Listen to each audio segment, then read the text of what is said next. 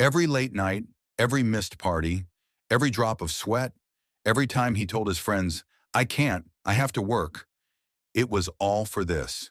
He stands there. The wind is the only sound. It's thin, cold. He'd pictured this moment 1,000 times. He pictured confetti. He pictured a profound sense of peace washing over him, a cosmic click as his life's puzzle was finally solved. He expected to feel complete. But as he stands there, the only thing he feels is the cold wind and a terrifyingly loud, echoing thought, now what? See, let's call him Alex. Alex was a professional chaser, like most of us. He lived his life by a simple, powerful, and deeply human promise. I will be happy when. This promise is a phantom. It's a carrot on a stick that our own brain dangles in front of us. I will be happy when I get the degree. But when he got the degree, the happiness was immediately transferred to the next thing. I will be happy when I get the job. Then the job's happiness was transferred to the promotion. I will be happy when I get that promotion. I will be happy when I buy the house. I will be happy when I'm finally recognized for my work. His summit was the ultimate when. It was the one big, shiny goal that defined his entire identity. It was the finish line. And he believed with every fiber of his being that on the other side of that line, a new version of himself was waiting. A happy Alex, an arrived Alex, a finished Alex. This destination wasn't just a goal, it was his salvation. It was the single point in the future where all his present-day pain and sacrifice would finally make sense. The climb was brutal. We often glorify the grind, why don't we? We make motivational posters about it. We write books about it. We call it hustle. But the grind has a hidden cost. It's a tax paid in moments. It cost him relationships, phone calls he ignored, birthdays he missed, conversations he was physically present for, but mentally absent from, his mind already on the next step of the climb. It cost him his health. The late nights fueled by caffeine, the stress that lived in his shoulders, the constant low-level anxiety of not being there yet. But every time he wanted to quit, every time the exhaustion was too much, he just looked at the summit. He imagined the feeling of planting that flag, the validation, the relief, the pure, unfiltered, permanent joy. He told himself the sacrifice was worth the reward. The pain was temporary, but the arrival would be permanent. And then, after 10 long years, he made it. He did it. The flag was in the ground. The goal was achieved. The box was checked. The flash of joy he expected. It came.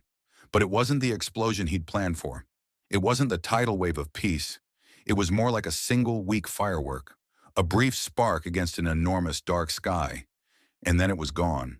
And it was replaced by this profound echoing silence, this emptiness.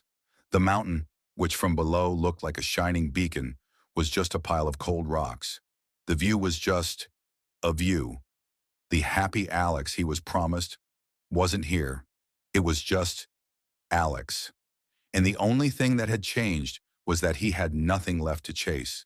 The engine that had pulled him forward for a decade had just vanished. This feeling, this devastating anticlimax, has a name.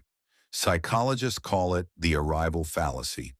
It's the illusion that once you reach a major milestone, a goal, a destination, a finish line, you will achieve a permanent state of happiness. It's a lie, a profound, fundamental misunderstanding of how our brains work. Our minds aren't built for arriving. They are built for striving. We are dopamine-driven creatures. And dopamine, we've learned, isn't the pleasure chemical. That's endorphins. Dopamine is the pursuit chemical. It's the wanting chemical. It's the motivational force that gets you to chase the reward. It's released not when you get the thing, but in anticipation of getting the thing. The chase is literally more biochemically rewarding than the catch. So what happens when you catch it? What happens when you reach the summit? The dopamine system shuts off. The chase is over. And then a second, more powerful mechanism kicks in. Hedonic adaptation. This is our brain's incredible and sometimes cruel ability to normalize everything.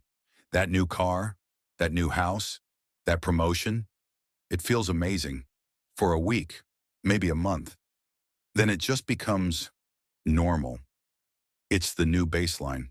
Alex's brain had already adapted to the summit before he even got there. The summit was just a cold pile of rocks.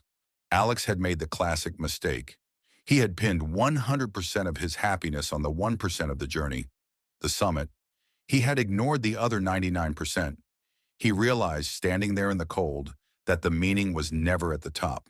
The meaning was in the climb. It wasn't in the flag. It was in the hands that got calloused from the climb. It was in the problem solving. It was in the late night moments of flow where the world disappeared and it was just him and the work.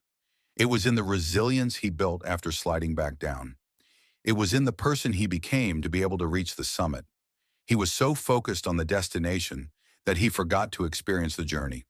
He didn't just climb the mountain, he endured it. He treated 10 years of his life as one long, painful obstacle to be overcome, just to get to a single moment. He had traded living for achieving. This isn't a sad story, it's a liberating one. It means we can stop outsourcing our happiness to a future when. It means we can stop waiting for permission to be happy.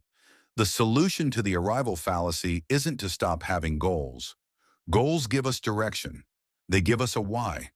The solution is to change why we have them. Don't chase the goal for the outcome. Chase it for the process. Fall in love with the work itself.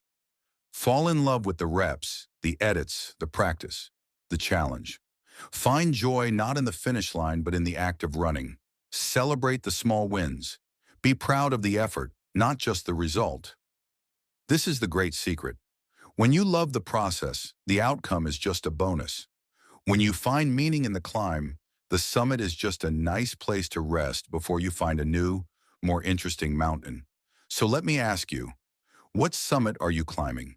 What when are you waiting for to finally give yourself permission to be happy? I'll be happy when I graduate.